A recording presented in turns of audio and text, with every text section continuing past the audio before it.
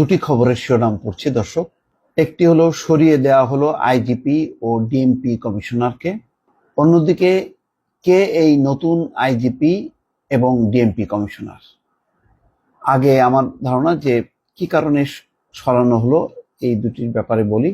তো যেটা ধারণা করা হয় যে আইন শৃঙ্খলা পরিস্থিতির যথেষ্ট পরিমাণ উন্নতি হচ্ছে না, অর্থাৎ শীর্ষ নেতৃত্বের সেই কঠোর অবস্থান, মনিটরিং, তাদের নেতৃত্বে পুলিশকে সংগঠিত করা, এই কাজগুলো সম্ভবত যথেষ্টভাবে ভালো হচ্ছে না, যার কারণে ঢাকা সহ সারা দেশের আইন শৃঙ্খলা পরিস্থিতি কোনোভাবেই ভালো না, আশানুরূপ না। এখনো পর্যন্ত সেনাবাহিনী বা সশস্ত্র বাহিনীর উপর নির্ভর করে চলতে হচ্ছে। এখনো পর্যন্ত সেনাবাহিনীকে আরো 2 মাস এক্সটেনশন দেওয়া হয়েছে তাদের ম্যাজিস্ট্রেসি ক্ষমতা দিয়ে, যাতে তারা সহায়তা করে। এবং গুরুত্বপূর্ণ জায়গাগুলোতে প্রতিদিনই দেখা যাচ্ছে যে সেনাবাহিনীকে উপস্থিত হতে হচ্ছে, পুলিশের পক্ষে সম্ভব হচ্ছে না কোনোভাবেই এই বিক্ষোভ বা রাস্তায় যে বিশৃঙ্খল পরিস্থিতি সেগুলিকে মোকাবেলা করা। সেই প্রেক্ষিতে হয়তো পুলিশের শীর্ষ পর্যায়ের 2 কর্মকর্তাকে সরিয়ে দেওয়া হলো। পুলিশের মহাপরিদর্শক মাইনুল হাসান এবং ঢাকা মহানগর পুলিশের কমিশনার মোহাম্মদ মাইনুল হাসানকে তাদের পদ থেকে সরিয়ে দেওয়া হয়েছে। নতুন আইজিপি হিসেবে নিয়োগ পেয়েছেন বাহারুল আলম। এছাড়া ডিএমপির কমিশনার পদে শেখ সাজ্জাদ আলীকে নিয়োগ দেওয়া হয়েছে। তো দেখি এখন কি সেই বিষয়, যেখানে কে এই নতুন আইজিপি এবং ডিএমপি কমিশনার, কি বলা হচ্ছে তাদের ব্যাপারে।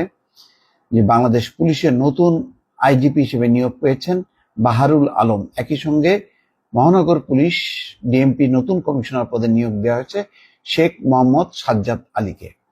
বুধবার তাদের দুজনকে নতুন দায়িত্ব দিয়ে প্রজ্ঞাপন জারি করেছে সরকার। স্বরাষ্ট্র মন্ত্রণালয় জননিরাপত্তা বিভাগ থেকে জারি করা পৃথক 2টি প্রজ্ঞাপনে এই দায়িত্ব দেওয়া হয়। রাষ্ট্রপতির আদেশক্রমে প্রজ্ঞাপনে সই করেন উপসচিব আবুল হায়াত মোহাম্মদ রফিক। প্রজ্ঞাপনে বলা হয়, সরকারি চাকরি আইন 2018-49 ধারা অনুযায়ী বাংলাদেশ পুলিশের অবসরপ্রাপ্ত উপ পুলিশ মহাপরিদর্শক ডিআইজি বাহারুল আলমকে অন্য যে কোনো পেশা, ব্যবসা, সরকারি, আধা সরকারি, বেসরকারি প্রতিষ্ঠানের সঙ্গে কর্মসম্পর্ক পরিত্যাগের শর্তে যোগদানের তারিখ থেকে 2 বছর মেয়াদে আইজিপি পদে চুক্তিভিত্তিক নিয়োগ প্রদান করা হলো।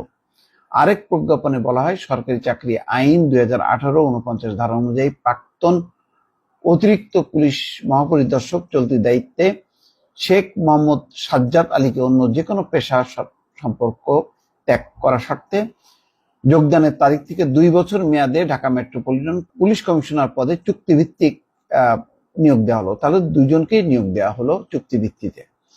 বাহারুল আলম 2007 থেকে 8 পর্যন্ত এসবি প্রধানের দায়িত্বে ছিলেন। পরে পুলিশ সদর দপ্তরে দায়িত্ব পালন করেছেন। 2009 থেকে 2013 সাল পর্যন্ত জাতিসংঘ সদর দপ্তরে শান্তিরক্ষা বিভাগে পুলিশ লিয়াজো অফিসার হিসেবে কর্মরত ছিলেন। 2015 সালে আফগানিস্তানের শান্তিরক্ষা মিশনের সিনিয়র পুলিশ অ্যাডভাইজার হিসেবে কাজ করেন। এর আগে ক্রোয়েশিয়া, সার্বিয়া, সিয়েরা লিওনে দায়িত্ব পালন করেন। 2 দফা পদোন্নতি বঞ্চিত বাহারুল আলম 2020 সালে অবসরে যান।